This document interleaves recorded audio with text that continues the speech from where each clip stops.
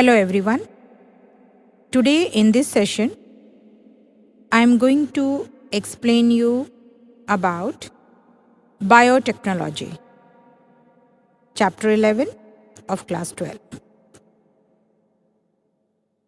Let us start with the definition of the biotechnology. Biotechnology, the term was first given by Carl Reicke in 1919, and it deals with the microorganisms like smaller organisms, microscopic, than plants, animals, cells, and their enzymes to produce the products and the processing products which are beneficial for the human being.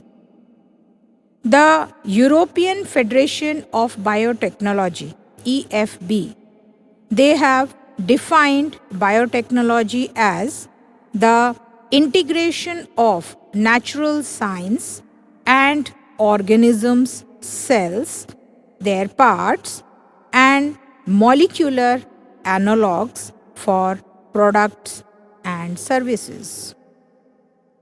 Now, what are the principles of biotechnology?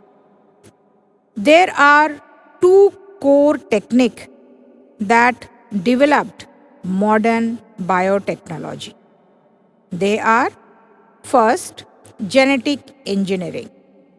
The genetic engineering is the modification of chemical nature of DNA or RNA and their introduction into another host organism to change its phenotypic characters of the host.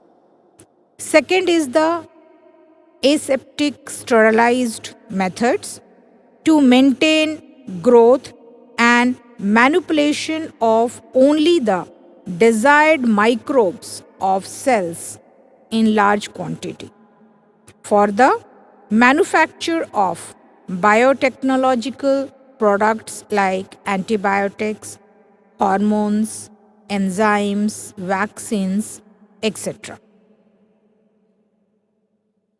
Let us discuss the steps which are followed in the genetic engineering. These are: the first step is to identify the DNA with desirable genes.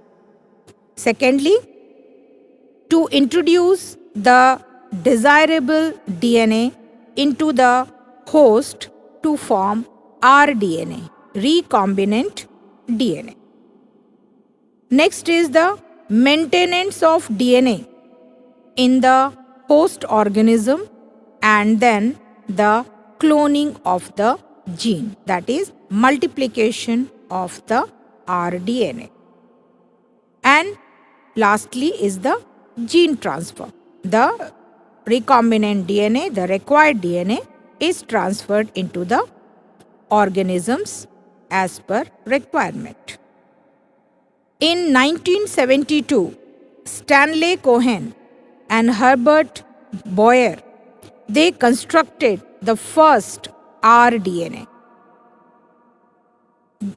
The Herbert Boyer, he worked on restriction enzymes of E. coli that cut the DNA in a particular fashion and produces sticky ends on both the strands, and these restricted ends later on were ligated with desired piece of the DNA. That is, the desired DNA is attached with the vector DNA to the foreign DNA.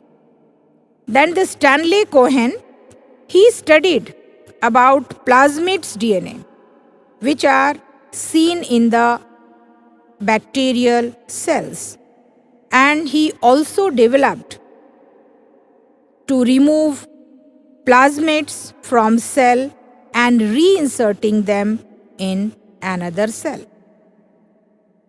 They both isolated antibiotic resistant gene from plasmids of bacteria and then linked the gene with plasmids and entered it into the E. coli, where it replicates using the new host DNA that with the help of DNA polymerase enzyme to make multiple copies of the rDNA. Now, what are the steps carried in constructing the rDNA? First, a gene encoding antibiotic resistant in the native plasmids of Salmonella typhimurium was identified. The plasmids, as we know that they are the autonomously replicating circular extrachromosomal DNA found in the bacterial cell. Then the desired DNA was cut at specific location by the restriction enzymes. Then the cut DNA was linked to plasmid DNA and then it is transferred to E. coli for further gene multiplication. Now, what are the tools for rDNA technology? They are first, restriction enzymes are used, then polymerase enzyme, ligases, vectors, and the host cell or organisms are required to form the recombinant DNA. Let us discuss the restriction enzymes. The restriction enzymes are also known as molecular scissors because they are responsible for cutting DNA.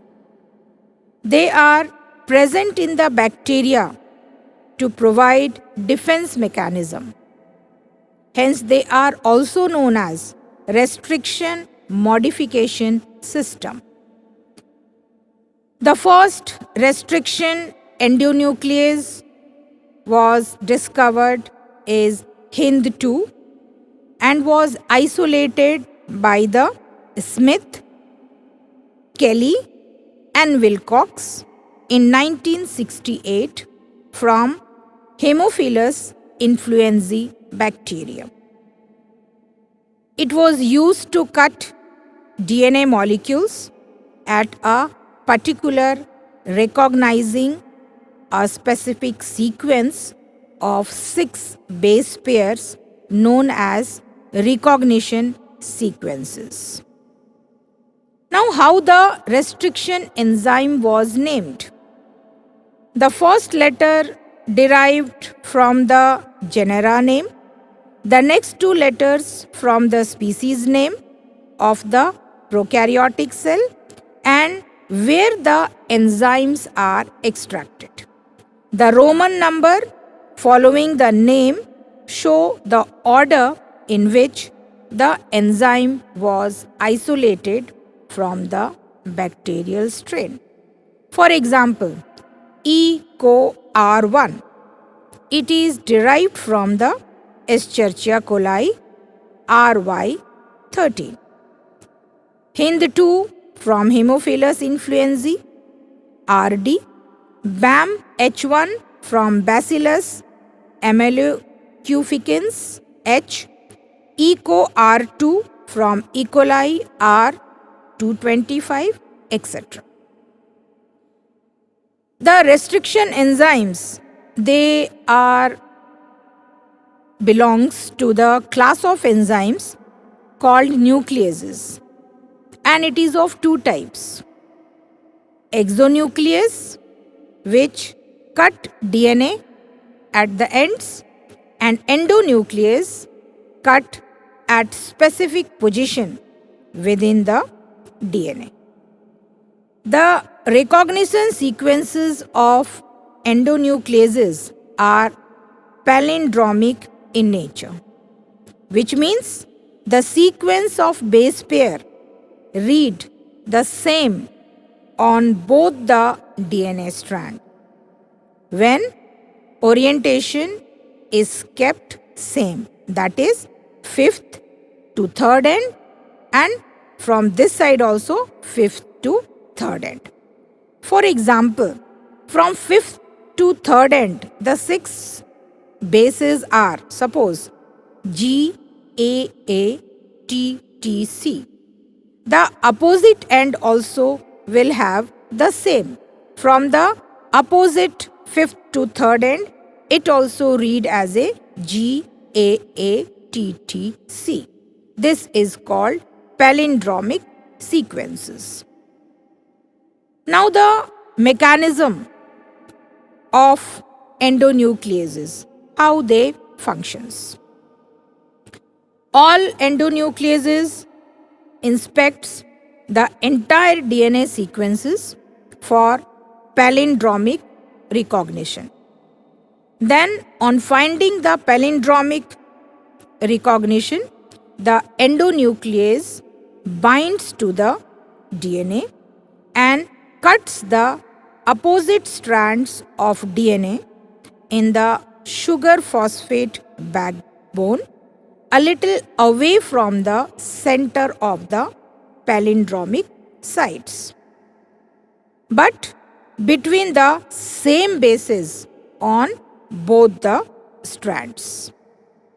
This results in the formation of single-stranded stretches of strands called sticky ends. These sticky ends facilitates the action of enzyme DNA ligase by readily forming the hydrogen bond with the complementary strands.